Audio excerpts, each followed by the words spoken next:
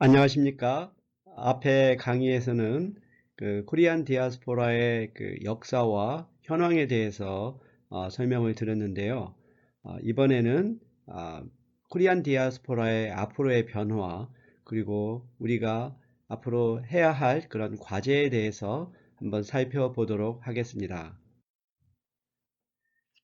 심리학에 긍정 심리학이라고 하는 새로운 분야가 있습니다.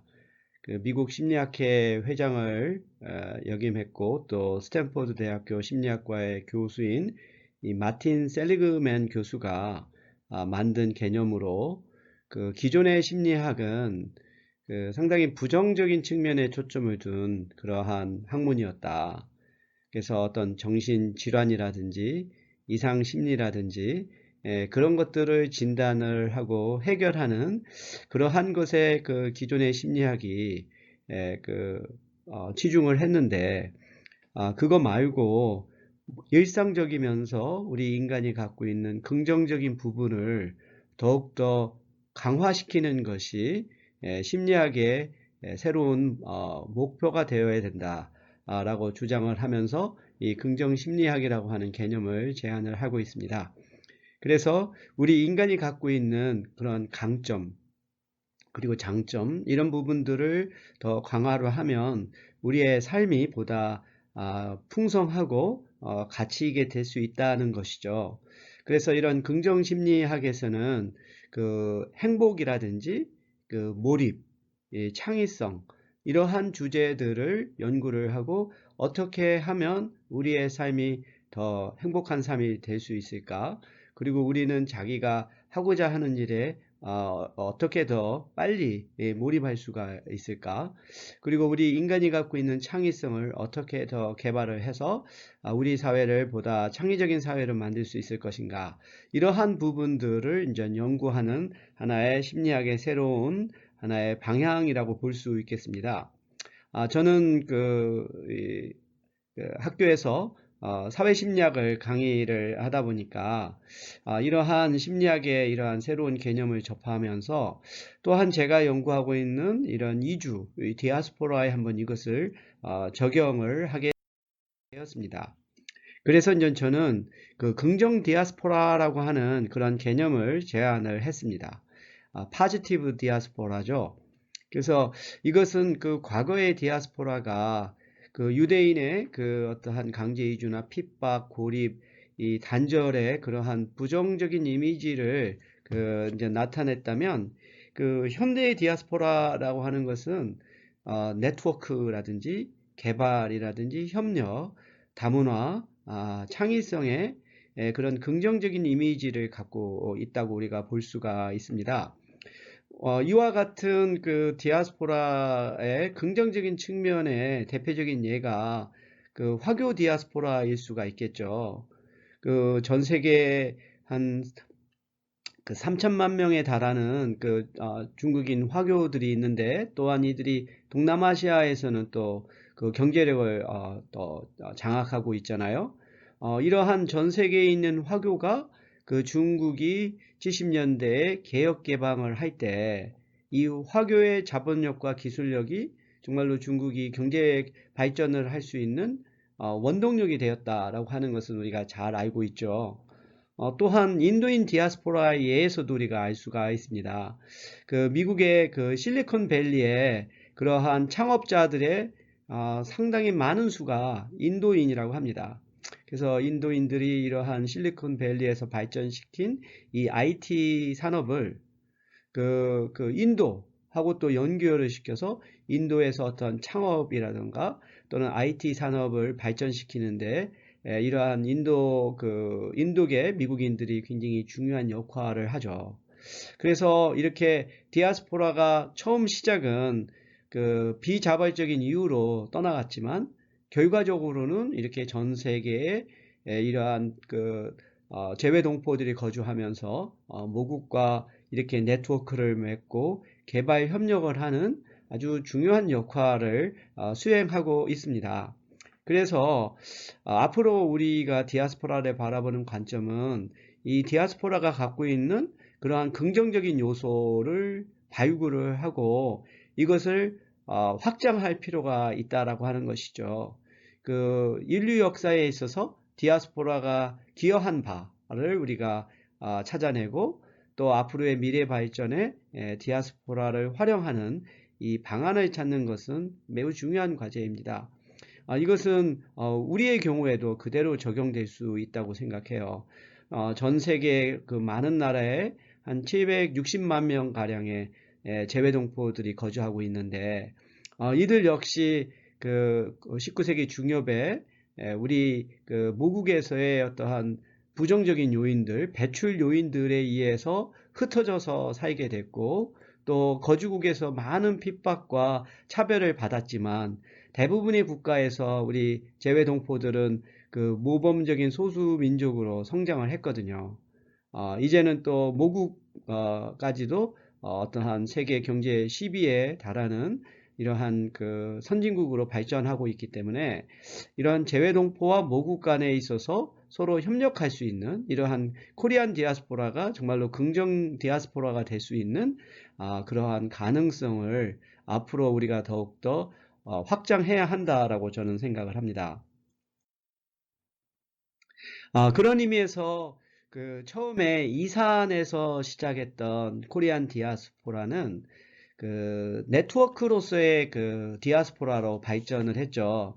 앞선 강연에서 제가 160년에 달하는 재외동포의 이주가 기본적으로는 연속적 이주였다. 그래서 모국을 떠나서 거주국에 한 번에 정착하는 것이 아니라 보다 나은 기회를 찾아서 계속해서 이주를 하고 또 다수의 거주국에서 정착과 재정착을 반복하는 우리가 과정을 겪었다라고 제가 설명을 했습니다. 이와 같은 그 연속적인 이주를 통해서 그 전 세계의 재외동포와 한인 공동체들 간의 네트워크가 이제 형성이 되었습니다. 그래서 이와 같은 네트워크에 기반한 우리 한인 공동체를 한민족 네트워크 공동체 또는 글로벌 코리안 네트워크라고 이렇게 우리가 부를 수가 있습니다. 그 한민족 네트워크 공동체라고 하는 개념은 이 성경용 이재열 교수가 1998년에 발표했던 논문에서 제안한 개념인데요.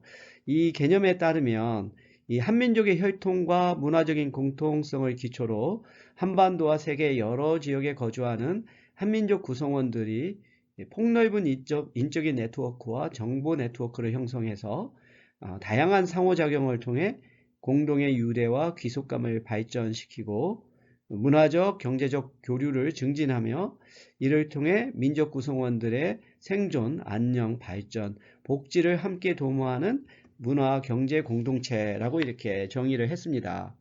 그래서 기본적으로 그 한민족의 그러한 정체성, 혈통을 기반으로 세계에 흩어져 있는 우리 동포와 모국이 하나의 네트워크 공동체를 형성하자라고 하는 그러한 이죠. 저는 그 2009년에 발표했던 또 논문에서 이 초국가주의의 관점에서 재외동포와 모국 간의 상생적인 관계를 한번 제안을 해 보았습니다. 그래서 제가 이제 제안했던 개념은 글로벌 코리안 네트워크라고 하는 거죠. 이 개념은 이 한민족의 혈통과 문화적인 공통성 그리고 한민족 정체성을 기초로 한반도와 전 세계 여러 지역에 거주하는 한민족 구성원들이 형성한 인적, 물적, 정보 네트워크를 의미합니다. 이런 식으로 이제 네트워크에 기반한 이 한민족 공동체의 개념이 1998년과 2009년에 이제 제안을 했는데요. 저는 이러한 데서 한 걸음 더 나아간 하나의 코리안 디아스포라의 미래 방향으로서 플랫폼으로서의 코리안 디아스포라를 제안을 합니다. 그래서 여기서는 처음에 시작했던 민족 이산을 넘어서 네트워크에서 다시 플랫폼으로의 사고의 전환이죠. 우리가 네트워크와 플랫폼을 한번 비교해 보면 왜 우리가 플랫폼으로 넘어가야 하는지에 대한 필요성을 아마 이해할 수 있을 거라고 생각합니다. 그러니까 네트워크라고 하는 것은 하나의 상태를 의미해요. 사람과 사람이 서로 연결되어 있는 상태를 의미하는 것이지, 그것이 어떠한 그 가치를 창출하는 것은 아니죠. 그러니까 어떤 새로운 가치를 창출할 수 있는 하나의 기본 요건이 될 수는 있어도 그 자체로는 어떠한 새로운 가치가 만들어지는 것은 아닌 거죠. 그런 것과 비교해서 플랫폼이라고 하는 것은 그 안에서, 플랫폼이라고 하는 그 생태계 안에서 그 생산자와 소비자 간에 있어서의 긴밀한 상호작용이 일어나고, 그로 인해서 새로운 가치가 창출될 수 있는 그러한 환경을 의미합니다. 그래서 제가 그 플랫폼으로 우리가 한번 코리안 디아스포라를 보자라고 하는 것은, 기존에 있었던 재외동포 연구라든가 재외동포 정책을 저는 굉장히 한 단계 더 도약하는 하나의 사고의 전환이다라고 생각을 하죠. 그런 의미에서 저는 플랫폼으로서의 코리안 디아스포라를 전 세계의 재외동포들이 초국가적인 네트워크를 형성하고 상호작용하여 서로에게 새로운 기회와 혜택을 주고받는 상생의 한민족 공동체라고 저는 정의를 했습니다. 요즘 사실 뭐 플랫폼 경제라고 하는 얘기를 많이 하죠. 이 경제도 사실은 과거처럼 뭐 어느 한 공장에서 제품을 만들고 그걸 도매상에 넘기고 도매상에 소매상에 넘기고 소비자가 구매하는 이러한 형태가 전통적인 하나의 경제 활동이었다라면, 이 플랫폼 경제에서는 그거보다 훨씬 더 많은 그 행위자들이 동시다발적으로 그 상호작용이 일어나는 것이죠. 이 플랫폼이라고 하는 것에 대한 개념 정의를 우리가 이 다음과 같이 이제 이해할 수가 있겠습니다. 이 플랫폼이라고 하는 것은 이 공급자와 수요자 등 복수 그룹이 참여해서 각 그룹이 얻고자 하는 가치를 공정한 거래를 통해 교환할 수 있도록 구축된 환경으로서 그 플랫폼 참여자들 간의 상호작용이 일어나면서 모두에게 새로운 가치와 혜택을 제공해 줄 수 있는 상생의 생태계라고 우리가 정의할 수가 있습니다. 우리가 보통 전통적으로 플랫폼 하면 그 어떤 철도 플랫폼을 우리가 생각할 수 있잖아요. 그 서울역과 같은 그런 플랫폼에서 이제 내려가는 사람, 올라가는 사람, 서로가 거기서 이제 그 기차를 타고 이동하는 이러한 다수의 사람들이 어느 한 장소에서 상호작용을 하게 되는 것이죠. 그래서 지금 현재 경제는 이러한 플랫폼 시장, 플랫폼 경제라고 하는 것이 지금 아주 지배적이죠.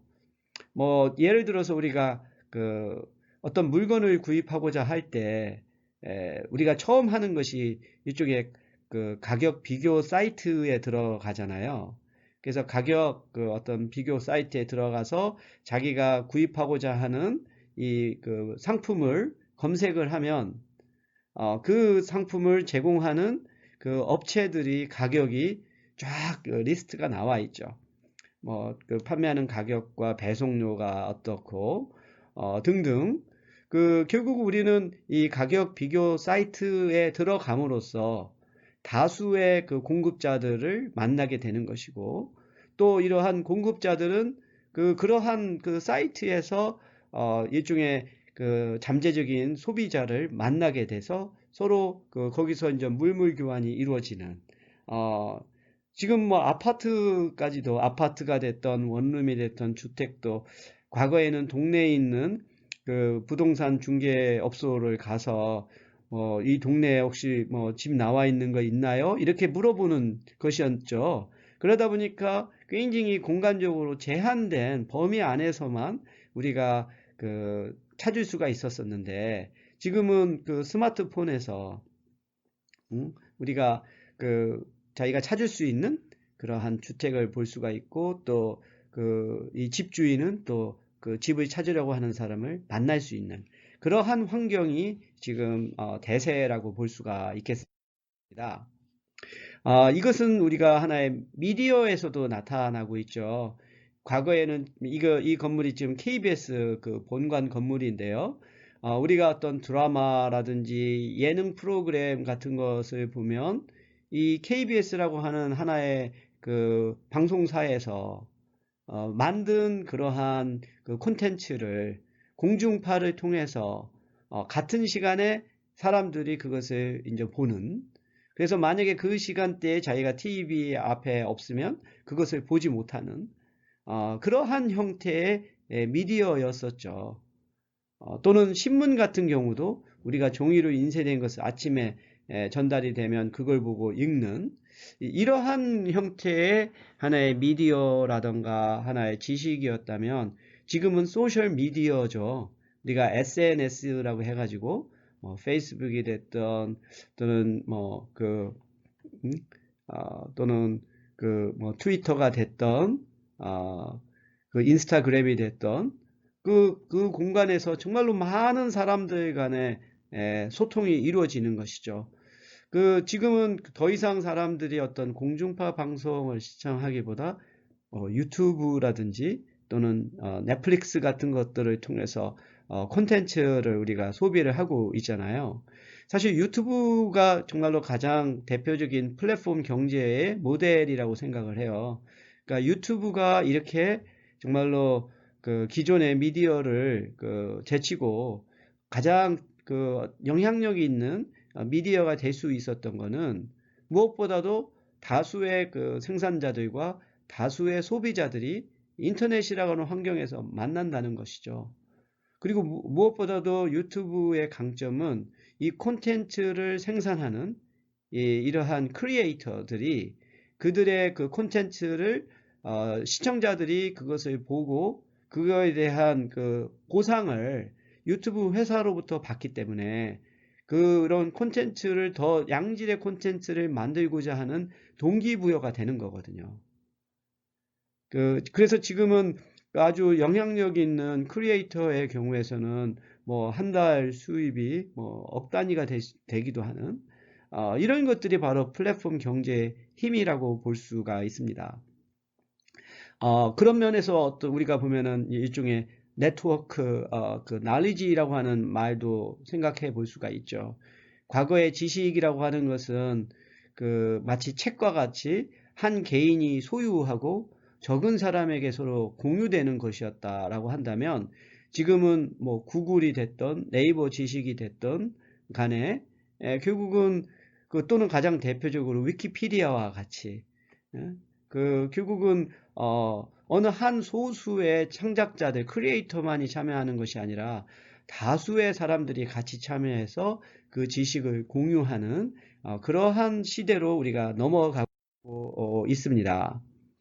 이 플랫폼이 이제 경제가 됐던 지식이 됐던 또는 어떤 미디어가 됐던 그 강점을 갖게 되는 데는 다음과 같은 5가지의 기능이 있어서 그래요.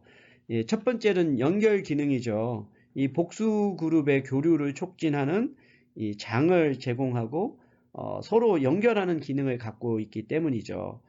두 번째로는 비용 감소 기능이 있기 때문입니다. 각 그룹이 개별적으로 처리하기보다 플랫폼이 대신 제공해서 시간과 비용을 절감하는 그러한 기능을 갖고 있죠. 그리고 세 번째로는 검색 비용에 절감하는 그런 기능이 갖고 있습니다. 그래서 플랫폼이 제공하는 브랜드가 사용자에게 일종의 안심과 신뢰를 부여함으로써 서비스에 대한 일정 수준의 질을 보장을 하게 되죠. 그리고 네 번째로는 커뮤니티 형성에 의한 네트워크 효과가 있습니다. 이 참가 그룹 간의 신뢰의 분위기가 형성이 되고 정보가 서로 교류가 일어나는 그러한 기능을 갖고 있죠. 마지막으로 이제 삼각 프리즘 기능이라고 하는데요. 언뜻 보면 직접적인 상호작용이 일어나지 않을 것 같은 그 2개 이상의 그룹을 연결해 주는 그러한 그 기능을 이 플랫폼이 갖고 있습니다.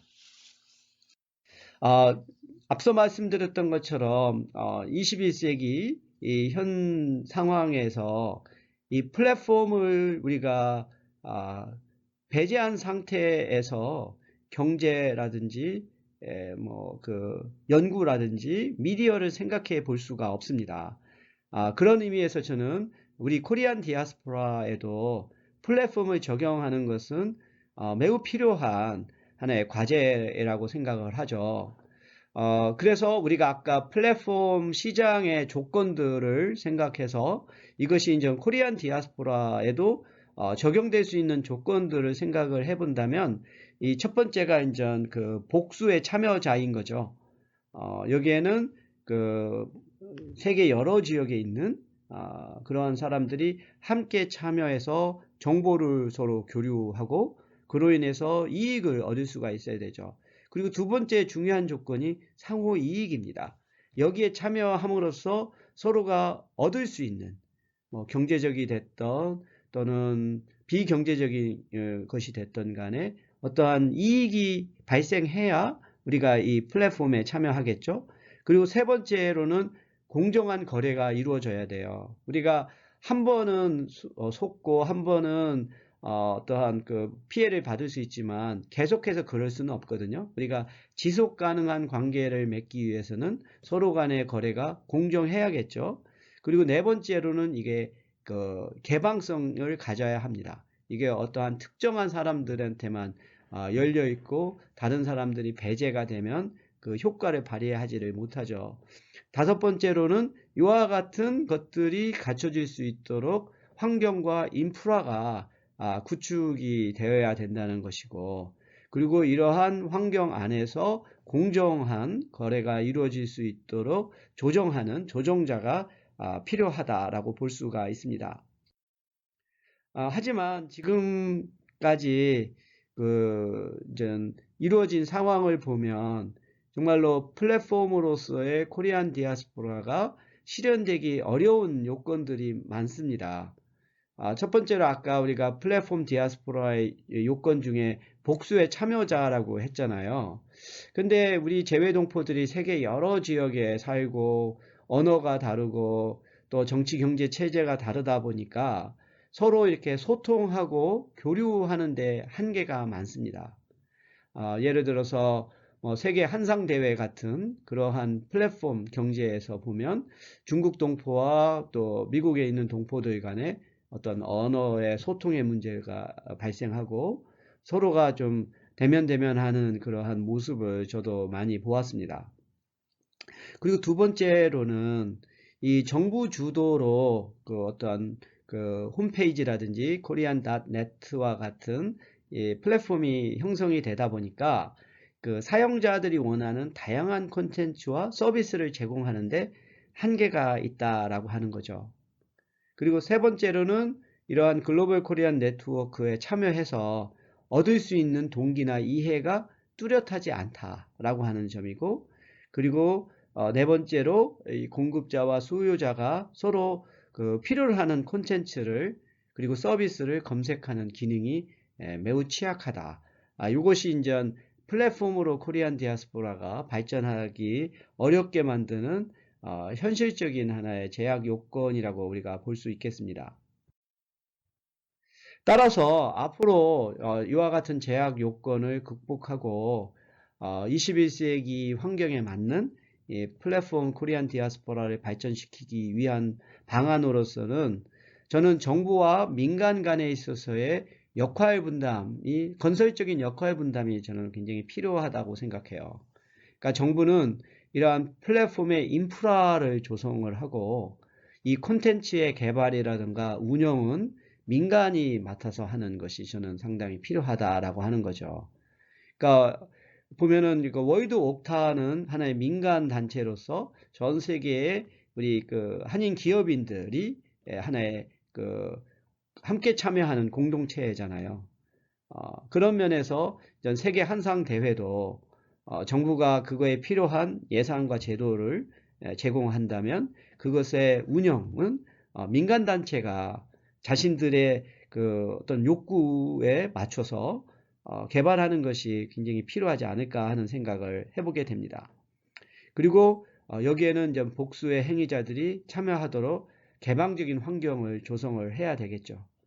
그래서 서로 어떠한 언어나 또 정치, 경제 체제가 다르더라도 그 어느 한 특정한 집단이 어떤 지배를 하려고 하는 것이 아니라 또 좀 상대적으로 열세에 있는 집단들을 좀 더 독려해서 참여할 수 있는 그런 환경을 만드는 것이 필요하고요.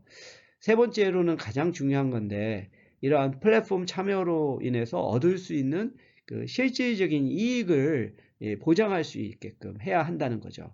우리가 단지 한민족의 어떤 정체성 또는 모국에 대한 애착, 그와 같은 정서적인 동기만 가지고 이 전 세계에 있는 한인들을 연결하기는 매우 어렵다. 이것이 인정 경제적인 것이 됐던 또는 문화적인 것이 됐던 간에 이런 플랫폼에 참여함으로써 어떤 실질적인 이득을 서로 주고받을 수 있게끔 만드는 것이 필요하고요. 네 번째로는 자기가 원하는 콘텐츠와 서비스가 어디에 있는지를 우리가 쉽게 찾을 수 있는 이런 검색 기능을 우리가 강화하는 것이 플랫폼 코리안 디아스포라를 발전시킬 수 있는 하나의 방법이라고 생각을 합니다. 앞선 강의에서 제가 이제 코리안 디아스포라의 하나의 전개 과정을 이제 소개를 했었잖아요. 뭐 우리가 크게 그 구이민, 또 시인이민, 또 귀환이민 이런 식으로 좀 이제 나눠서 설명을 했었고, 저는 그런 의미에서 우리 코리안 디아스포라가 160년의 역사 속에서 나름대로 이게 진화를 해왔다라고 생각을 해요. 그것은 한편으로는 형태 차원에서 민족 이산의 그 모습에서 네트워크로 그리고 플랫폼으로 이렇게 전환되었고, 방향에 있어서는 한반도에서 밖으로 나가는 그러한 유출형의 그 이주에서 또 귀환 이민과 같이 다시 모국으로 돌아오는 이러한 유입형이 있고, 지금은 또 이것이 한쪽으로 나가고 들어오는 인앤아웃이 동시에 진행하는 이 쌍방향적인 하나의 이동이 되었다라고 하는 것이고, 그리고 세 번째로는 이런 디아스포라의 구성원이 더욱더 다양화되었다라는 거죠. 그 전통적인 의미의 코리안 디아스포라는 우리 한민족이 한반도를 떠나 전 세계로 흩어지는 그런 것이었죠. 그러다 보니까 이 디아스포라의 구성원이 한민족이었는데, 이것이 이제 우리가 보면 그 1990년대 이후로 이주 노동자들이라든지 결혼 이주 여성이라든지 또는 유학생, 사업가, 난민 등등 다양한 유형의 이주민들이 한국 사회에 들어와서 코리안 드림을 꿈꾸고 있습니다. 그래서 사실 저는 코리안 디아스포라가 두 개의 그 모습을 갖고 있다. 하나는 우리 한민족이 해외에서 살아가는 그런 코리안 디아스포라가 있다면, 이민족이 한국에서 살아가는 또 그러한 또 코리안 디아스포라가 있다는 거죠. 그런 면에서 이제는 코리안 디아스포라의 구성원이 반드시 한민족만이 아니라 이민족이 같이 결합된 그러한 모습으로 저는 코리안 디아스포라가 진화되었다라고 저는 보고 있습니다. 이러한 그 환경의 변화는 그 재외동포 정책에 있어서도 저는 그 방향 전환이 필요하다라고 생각해요. 그래서 이제는 이것이 이제 쌍방향적인 재외동포 정책이 되어야 한다는 거죠. 지금까지는 우리 정부의 재외동포 정책이 해외에 거주하는 재외동포만을 정책 대상으로 삼았지만, 앞으로는 국내에 거주하는 재외동포도 정책 대상으로 추가할 필요가 있는 거죠. 앞선 강의에서 국내에 있는 우리 중국인 동포의 수가 한 70만 명에 달한다고 했잖아요. 근데 국내에 들어와 있는 이러한 중국 동포나 고려인 동포는 재외동포 정책의 대상이 되질 않아요. 이게 상당히 좀 모순적인 거죠. 어떻게 재외동포 정책인데 이게 해외에 있는 동포만이 정책의 대상이고 지원의 대상이지 국내에 들어와 있는 이런 동포들은 지원의 대상이 되지 않는가? 이게 상당히 좀 근시안적인 그 정책인 것이죠. 그래서 이제는 국내에 들어와 있는 재외 동포 자체도 하나의 정책 대상으로가 추가할 필요가 있고요.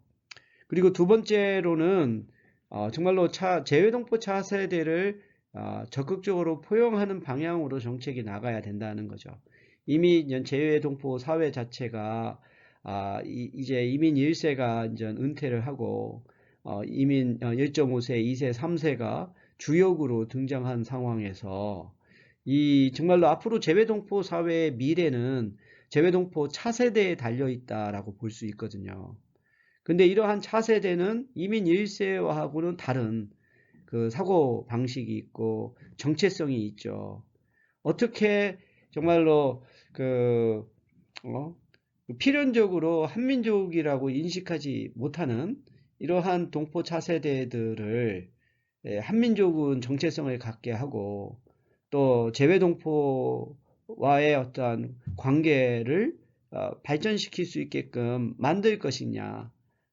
이게 결코 쉬운 일은 아니겠지만 이것을 우리가 제대로 하지 못하면 결국은 우리 재외동포 차세대는 이 동포로부터 멀어져가는 어떻게 보면 사라져가는 그러한 그 집단이 될 수가 있는 것이기 때문에 앞으로는 정말로 어떻게 재외동포 차세대를 적극적으로 끌어안고 포용할 수 있을 것인가를 우리가 고민을 해야 되겠고요.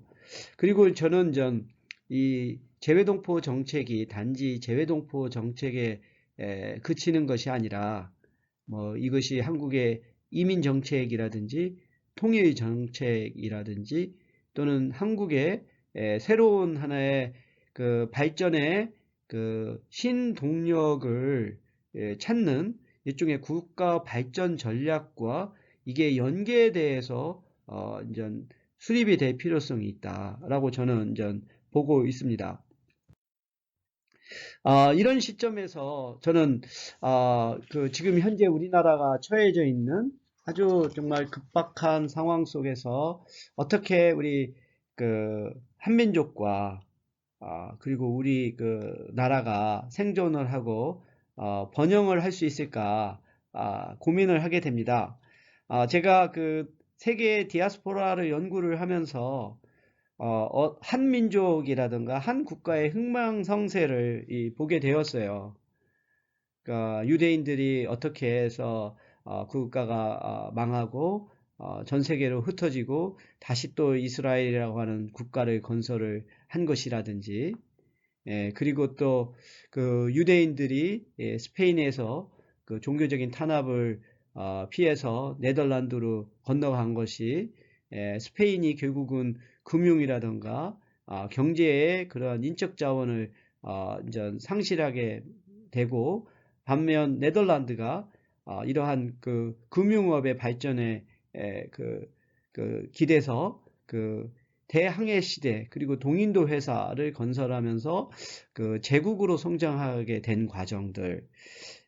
그래서 정말로 디아스포라의 연구는 단지 한 민족의 이주의 역사에 그치는 것이 아니라 그 민족과 국가의 흥망성쇠와 아주 밀접하게 관련이 되어 있더라고요.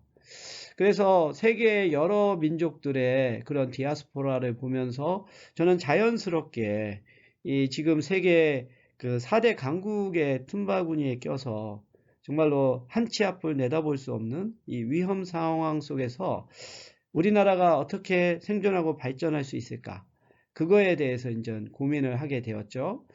그리고 제가 이렇게 재외동포 연구를 하고 디아스포라를 연구를 하고 이민 정책을 연구하고 또 한국 사회의 구성원으로서 한국의 미래에 대해서 걱정하면서 이제 그것들을 이렇게 연결하게 되는 그러한 계기가 마련이 되었습니다. 그래서 저는 결국은 한국의 발전을 위해서 우리가 국가 정책을 세울 때 이민 정책과 재외동포 정책이 매우 중요한 하나의 정책으로서 이게 인식이 되어야 된다라고 봐요. 아직까지 지금 우리나라의 국가 정책은 경제라든지 또는 남북 관계라든지 이런 것에 이렇게 초점을 두고 있는데, 그러다 보니까 이민의 중요성, 재외동포의 중요성이 좀 간과된 측면이 있는데, 저는 이민과 재외동포가 한국 사회가 새롭게 도약할 수 있는 하나의 신동력으로서 작용할 수 있다라고 저는 보고 있어서, 한번 그런 관점에서 한번 재외동포 정책을 한번 살펴볼까 합니다.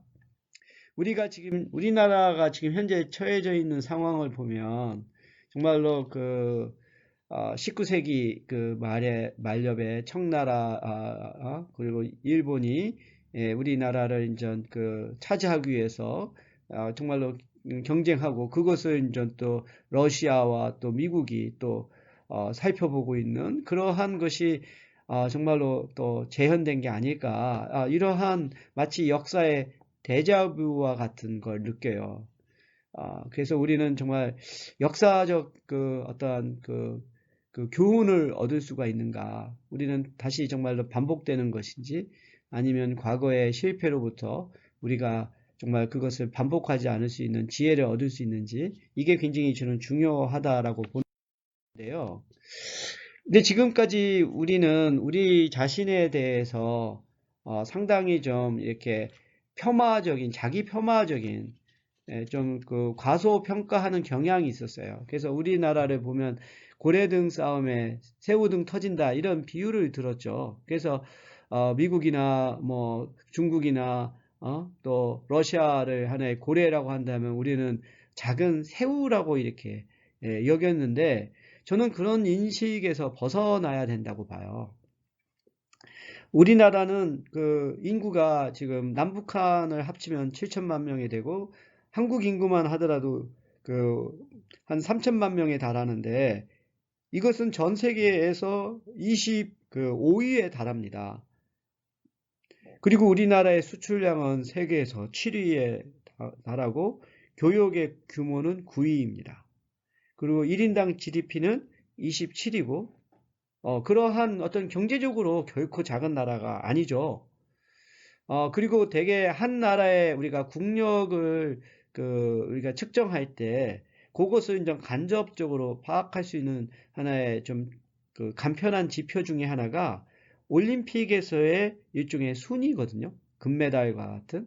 대체로 보면은 그 나라의 국력과 올림픽에서의 순위하고는 상당히 비례하는 경향이 있어요.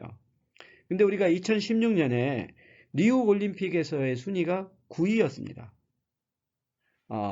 저는 이런 것을 볼 때 결코 우리가 새우가 아니라 저는 범고래라고 보죠. 범고래.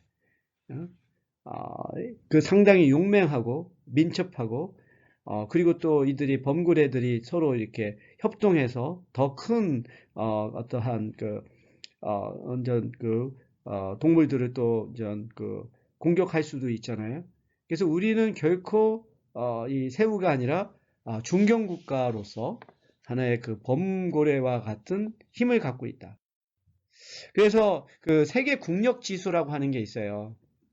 여기서는 그 나라의 인구라든지 교육의 질이라든지 또는 국방력이라든지 이런 것들을 종합해서 따져보면 우리나라가 세계 10위에 해당할 정도로 상당히 강한 나라라는 거죠. 그래서 이제 우리가 조선의 정말 19세기에 세계 열강의 그런 공격에 무기력하게 이제 희생됐던 그러한 존재가 아니라, 우리가 상당한 우리를 스스로 지킬 수 있는 그러한 힘을 갖고 있는 그러한 일종의 미들 파워, 하나의 미들 파워로서의 국가다라고 우리가 할 필요가 있습니다. 이러한 관점에서 저는 링커 이론이라고 하는 것을 좀 제안을 했어요. 링커 이론이라고 하는 것은 우리 한반도가 일종의 반도죠. 반도이기 때문에 대륙 세력과 해양 세력의 뭐 어떤 틈바구니에 껴서 희생이 된다고 이렇게 보기도 하지만, 또 이러한 반도 국가는 교량 국가가 될 수 있어요. 이 대륙 세력과 해양 세력을 서로 연결시켜 주는 이렇게 대륙 세력과 해양 세력 그리고 선진국과 개발도상국을 연결시켜 줄 수 있는 역할을 우리 한국이 할 수 있다라고 저는 보는 거죠. 사실 뭐 저도 이제 학자로서 국제학술대회에 여러 번 참여하다 보면 중국인 학자와 일본인 학자 간에는 서로를 견제하는 게 있어요. 서로가 헤게모니를 하려고 이런 상황에서 한국 학자가 둘을 이렇게 한 자리에 이렇게 모아서 서로 더 공통의 하나의 과제를 수행하는 그러한 연결고리를 하는 경험을 저 자신도 많이 해 보았고요. 우리가 그러한 가능성을 갖고 있다라고 보는 거죠. 그래서 우리 한국이 처해져 있는 지정학적인 위치, 그리고 한편으로는 우리가 일제강점의 그러한 식민주의의 피해자라고 하는 그러한 아픈 경험도 있지만 우리가 경제발전과 또 민주주의를 달성한 그러한 모범 국가의 또 경험도 있기 때문에 아시아나 아프리카, 중남미 국가들의 우리가 상당히 하나의 모델이 될 수가 있어요. 그런 면에서 이 개발도상국은 선진국에 대해서 상당한 피해의식을 갖고 있을 수 있는데 우리가 양쪽의 경험을 한 한국이 둘을 연결해 줄 수 있는 그러한 아주 전략적으로 유리한 위치에 있다. 이러한 상황에서 특히 이 동아시아에 있어서 우리 한국이 어떤 평화라던가 공존이라던가 번영이라던가 뭐 인권과 같은 이 보편적인 가치와 비전을 주창을 하고 동아시아 국가들을 연계를 할 수가 있다면 저는 우리나라의 영향력이 더욱더 커질 수 있다라고 저는 보고 있습니다. 그래서 나는 우리나라가 결국은 이러한 교량 국가로서의 국가 정책을 더욱더 강화해야 한다라고 보는 거죠. 그래서 이 교통과 통상의 허브로서 우리가 이것을 발전시키면 예를 들어서 남북한의 철도를 서로 연결을 하게 되면 우리 한국의 이러한 상품이 북한을 거쳐 중국과 러시아를 거쳐 유럽으로 연결되고 유럽이 다시 한국까지도 이렇게 올 수 있는 이 유럽과 아시아의 연결고리로서의 역할 그리고 우리가 국제회의라든지 국제기관 같은 것들을 유치해서 어떤 동아시아의 공동체로서의 어떠한 허브의 역할 그리고 우리가 한류를 보더라도 바로 이게 융합 문화의 대표적인 성공 사례거든요. 하나의 어떤 서구의 그런 팝이라든지 또는 영화, 드라마 거기에다가 어떤 아시아적인 가치, 아시아의 문화가 결합이 된 것이 이제 한류고 K-팝이고 K-드라마잖아요. 결국은 이것이 서로 다른 문화가 이것이 이제 합쳐지는 그런 과정에서 새로운 가치가 출현을 하는 것이죠. 그래서 우리나라가 정말로 이 교량 국가로서 링커로서 역할을 하기 위해서는 우리 국민이 저는 링커로서의 역량을 갖추는 것이 저는 굉장히 필요하다고 봐요. 그래서 한국인들이 다중언어 그리고 다문화를 이해하고 소통할 수 있는 역량을 기르는 것이 저는 굉장히 중요하고 그리고 또 한국인이 어떤 한민족 또는 국민으로서의 정체성에 머무는 것이 아니라 글로벌한 시티즌으로서 발전하는 이런 역량을 갖출 때 정말로 이와 같은 링커로서의 역할을 수행할 수 있다라고 보는 것이죠. 그래서 국가의 링커 역량을 강화하기 위해서는 이 재외동포 정책 그리고 이민 정책이 국가 정책의 중요한 부분으로 이게 자리 잡아야 돼요.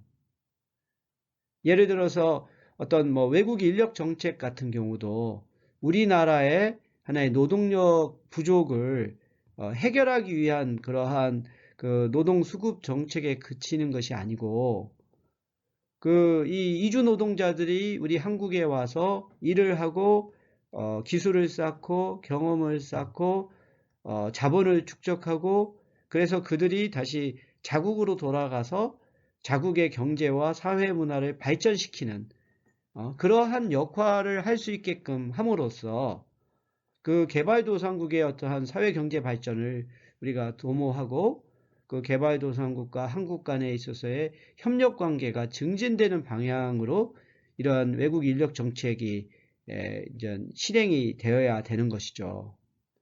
그리고 또 결혼 이민자라든지 다문화 자녀라든지 유학생의 경우도 뭔가 우리의 하나의 뭐 어떤 그 배우자가 부족해서라든지 또는 그 어떠한 그 한국 대학의 국제 경쟁력을 높이기 위해서 유학생을 유치한다든지 하는 어떤 굉장히 근시안적인 자국 중심적인 정책이 아니라 이들을 통해서 한국과 동아시아 국가 간에 있어서의 인적인 협력 네트워크를 우리가 더욱더 확정하는 일종의 문화의 그 대사라고 할까요? cultural ambassador로서 이들을 이제 육성하는 것이 굉장히 필요한 것이죠.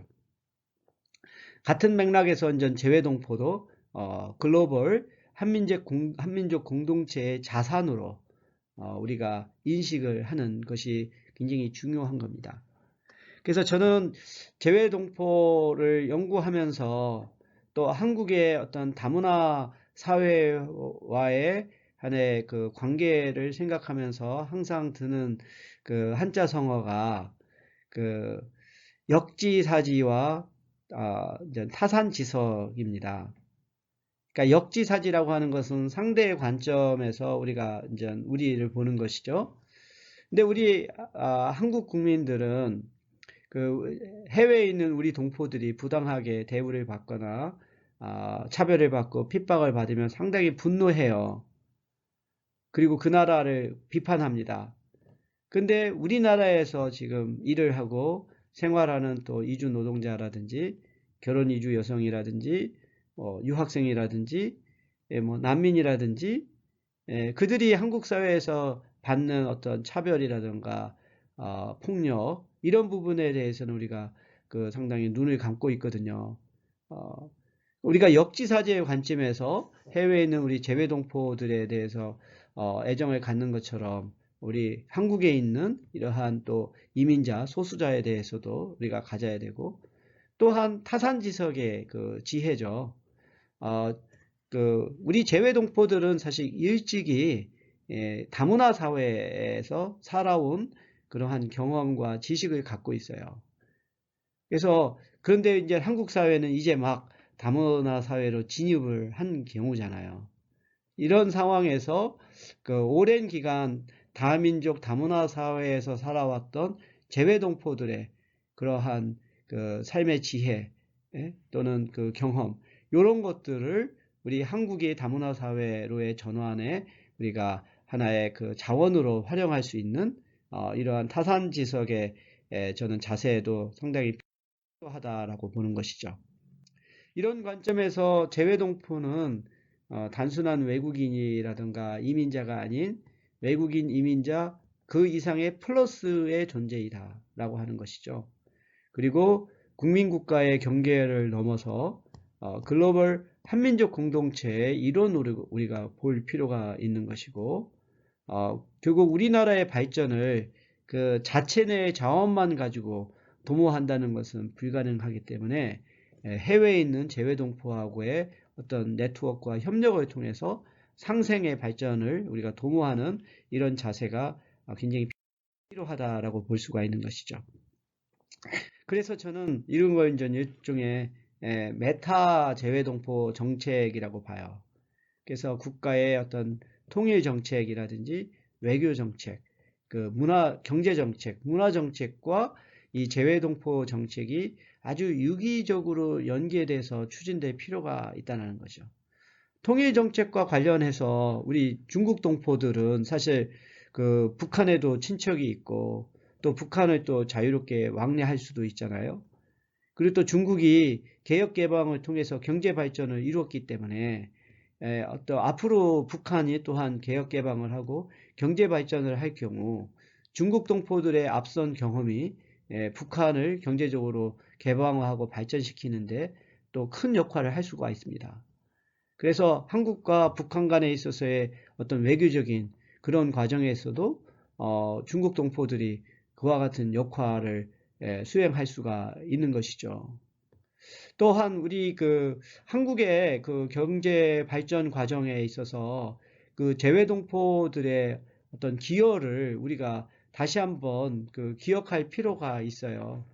특히 우리가 1960년대 어떠한 수출 주도의 경제 발전을 할 때 제일동포들의 어떤 자본의 그 투자라든지 기술의 제공 이런 것이 굉장히 아주 중요한 역할을 했습니다. 뭐 예를 들어서 우리 한국 회사에 코롱이라고 하는 회사가 있어요. 이 코롱이라고 하는 회사 이름은 코리아 플러스 나이롱의 합성어입니다. 일종의 코리아 나이롱이라고 하는 거죠.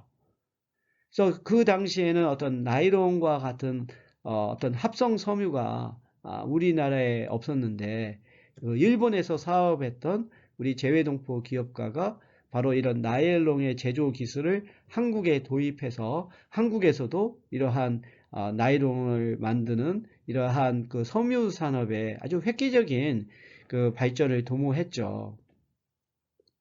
롯데 같은 경우도 마찬가지죠.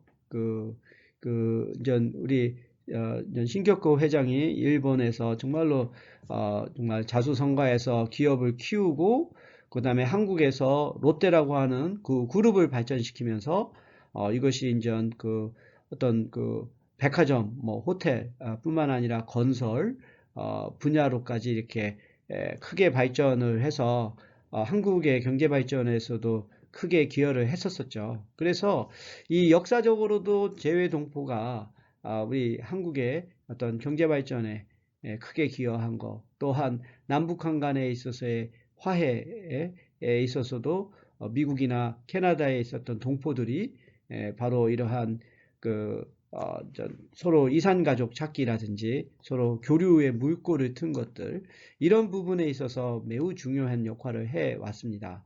따라서 이제는 정말 그 국가 정책이라고 하는 것이 경제 정책 따로, 외교 정책 따로, 뭐 이민 정책 따로, 재외동포 정책 따로가 아니라 이민 정책과 재외동포 정책이 국가의 중요한 정책으로서 서로 유기적으로 연계될 필요성이 있다라고 우리가 말씀을 드릴 수가 있겠습니다. 그런 의미에서 앞으로 이 새로운 환경에서 이 재외동포의 정책은 새롭게 변화해야 되겠죠. 그래서 이 재외동포 정책이 추진하는 비전과 목표가 보다 미래지향적으로 설정이 되어야 되고 재외동포의 외연이 확장이 되어야 되고 또한 무엇보다 동포 차세대가 참여하는 방향으로 정책이 설계되어야 한다는 겁니다. 그래서 여기서 저는 지금까지의 우리나라의 재외동포 정책이 상당히 좀 그 자국 중심적이고 또 자민족 중심적이었다라고 생각해요. 근데 이와 같은 것은 그 동포 차세대들에게 저는 공감을 주기 어렵다고 봐요. 그러니까 이민 1세의 경우는 선천적으로 한민족이고 모국에 대한 애착을 갖게 되니까 어떤 뭐 자민족과 모국을 위한 정책이라고 하는 것에 뭐 문제 제기가 없겠지만 2세, 3세, 4세가 되면 그들에게 모국은 자기가 그 출생한 나라가 되는 것인데 거기서 뭐 한민족을 위한 동포 정책이라고 하는 것이 무슨 공감을 얻을 수가 있겠냐라고 하는 거죠. 그래서 저는 앞으로 이렇게 그 새로운 사고와 가치관을 갖고 있는 동포 차세대를 끌어안기 위해서는 우리가 추구하는 가치가 보다 더 보편적인 가치를 가져야 된다고 봐요. 이게 단지 우리 한민족의 통합과 발전만이 아니라 이러한 코리안 그 공동체를 통해서 세계 평화에 기여하는 그러한 공동체가 될 때, 저는 이것이 더 큰 공감을 얻을 수가 있겠다. 그래서, 이 앞으로의 재외동포 정책은 우리 그 동포들이 거주국 내에서 안정되게 정착하고 통합하는 거, 그리고 이들이 한민족으로서의 정체성을 유지하고 또 모국과의 유대를 강화하는 거, 그리고 세 번째로 전 세계의 재외동포 간에 있어서의 네트워크를 강화하는 거, 이거에 덧붙여서 결국은 모국과 그리고 동포 사회와 거주국이 같이 호혜적으로 발전하는 방향으로 가야 된다라고 하는 거죠. 저는 이와 같은 모델을 그 우즈베키스탄의 그 타슈켄트에 있는 그 한국 문화원의 하나의 운영 방식에서 찾았어요. 한국 문화원 하니까 뭐 자연히 우리 그 고려인 동포들을 대상으로 어떤 교육이라든가 훈련을 할 것으로 생각을 하잖아요. 그런데 그 타슈켄트에 있는 우리 한국문화원에서는 그 우즈벡 현지인들을 위해서도 한국어 교육이라든가 또는 컴퓨터 교육이라든가 이러한 것들을 하죠. 그러니까 바로 현지 사회에 이런 동포 사회가 기여하는 것이죠. 이러한 방향으로 갈 때 저는 보다 거주국 내에서도 동포에 대한 인식도 그렇고 그, 그, 우리 모국에 대한 인식도 저는 굉장히 그 긍정적인 방향으로 형성될 수 있다고 생각을 합니다. 그리고 두 번째로는 재외동포의 그 외연을 확장할 필요가 있어요. 우리가 지금까지 재외동포하면 한민족의 혈통을 가진 자라고 이렇게 제한이 되어 있는데 저는 한민족과 결혼한 사람 또는 입양을 통해서 이쪽에 한민족의 구성원이 된 사람들도 우리는 하나의 재외동포로 끌어안는 그와 같은 확장적인 노력을 해야 하는 거죠. 그리고 앞서 말씀드렸던 것처럼 국내에 거주하는 재외동포도 재외동포 정책의 대상으로 확대해야 되고, 그리고 또 탈북민들이 국내에서 거주하다가 정착하지 못하고 해외에 가게 되는데, 그렇게 되면 그들은 좀 어떠한 하나의 그 범주가 될 것인가? 그들의 경우는 재외동포 정책의 대상이 지금까지는 안 되고 있어요. 근데 이들 역시 결국은 재외동포로 우리가 끌어안는 그러한 노력을 해야 하고요. 끝으로 이 재외동포 차세대가 참여하는 재외동포 정책과 프로그램이 개발이 되어야 되겠죠. 이러기 위해서는 아까 우리가 플랫폼 경제를 얘기했던 것처럼 서로 간에 어떠한 실질적인 그 이익이 발생할 수 있도록 우리가 이거 세팅할 필요가 있어요. 그리고 두 번째로는 재외동포 차세대가 한국을 방문을 하고 한국에서 뭐 교육을 받는다든지 또 사업을 한다든지 하는 이 접촉을 늘리는 것이 나는 굉장히 중요하다고 생각해요. 특히 이전 그 젊은 층의 동포 차세대들이 그 어떤 단기 방문 프로그램이라든지 또는 그 어떤 모국 방문 프로그램이라든지 또는 차세대 어떤 리더십 프로그램이라든지의 방식으로 좀 이렇게 모국을 방문을 해서 체험하는 이러한 것이 저는 상당히 좀 필요하다. 그래서 좀 정부 예산을 좀 늘려서 이렇게 동포 차세대들이 자비로 어떤 모국을 방문하기 어려울 경우 그들의 어떤 그 경비를 좀 지원하는, 그래서 총 우리가 나비 효과라고 하는 게 있잖아요. 처음에 작은 어느 차이가 확장에 대해서 나중에는 커다란 변화를 일으키는 것처럼 처음에는 사실 별 생각 없이 모국을 방문했지만 자기가 방문해서 어떤 좋은 경험을 하고 앞으로 자신에게도 커다란 하나의 잠재력이 될 수 있는 기회를 발견하게 되면 그 이후에 다시 자기 나라로 돌아가서 한국어를 배운다든지 한국에 대해서 더 관심을 갖는다든지 하는 식으로 이게 확장이 될 수 있거든요. 그래서 처음에 이런 물꼬를 틀 수 있는 이러한 그러한 프로그램들 이런 것들이 앞으로 우리 그 정부나 한국 사회가 더 늘려야 된다라고 보고, 그리고 세 번째로 저는 정말로 과감하게 이 얘기를 합니다. 우리 앞으로 우리가 추구하는 그 재외동포 정책은 보편적인 가치를 우리가 추구한다라고 하는 것을 동포 차세대들한테 저는 알려야 된다고 봐요. 이게 단지 우리끼리 잘 살자가 아니라 우리의 협력을 통해서 정말로 그 거주국도 함께 발전할 수 있는, 그리고 또 개발도상국도 우리 한민족 공동체를 통해서 어떤 경제적으로 창출된 가치가 확산이 돼서 이것이 하나의 마치 그, 퍼져가서 그들도 발전할 수 있는 이러한 우리가 추구하는 것이 이제 평화, 인권, 평등, 다문화, 아, 결국 우리가 추구하려고 할 한민족 공동체가 이러한 보다 더 보편적인 세계적인 가치를 추구한다라고 하는 것이 강조가 되어야 저는 의식이 있는 동포 차세대들이 이런 데에 더 관심을 갖고 헌신할 수 있지 않을까 하는 생각을 하게 됩니다. 이것으로 제가 우리 코리안 디아스포라의 그 진화 과정, 그리고 앞으로 우리가 해야 할 과제에 대해서 말씀을 드렸습니다. 오랜 시간 시청해 주셔서 감사합니다.